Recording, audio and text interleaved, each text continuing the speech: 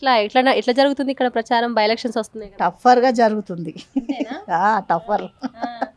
అక్కడ కాంగ్రెస్, ఇక్కడ బీఆర్ఎస్.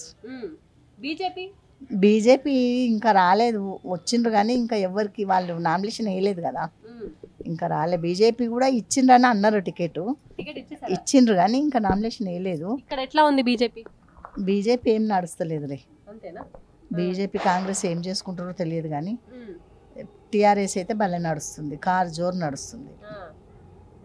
ఇష్టమా మీకు టీఆర్ఎస్? అవును, నేను ఇప్పుడు దగ్గర దగ్గర 30 సంవత్సరాల నుండి అక్కడే ఉంటున్నా. ఆయన మాగంటి గోపీనాథ్ టీడీపీలో ఉన్నప్పటి నుండి అక్కడే ఉంటున్నా. ఆయన టీడీపీలో నుంచి జంప్ అయ్యి టీఆర్ఎస్లోకి వచ్చేసిండు, ఇంకా వాళ్ళెంబడే ఉంటున్నా. పదవి రాని రాకపోని మనకు అవసరం లేదు, మనకి ఇయ్యని ఇవ్వకపోని మన అభిమానంతో ఉంటున్నాం అంతే. మాకు డబ్బులు ఇవ్వాలి అవి ఇవని ఏం లేదు. ఈయననేనా నవీన్ యాదవ్ ఎట్లా ఉంది ఇక్కడ?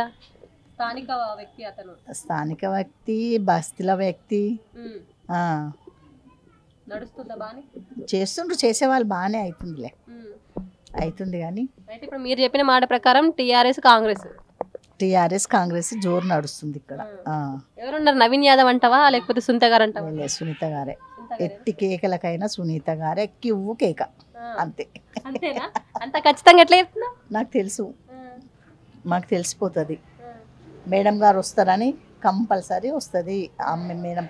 ఆమె అభిమానము గోపీనాథ్ పోయినందుకు, వాళ్ళ అమ్మాయిలది ఆ మేడం గారు తిరిగినందుకు ఆ దేవుడు కరుణిస్తాడు అంతే.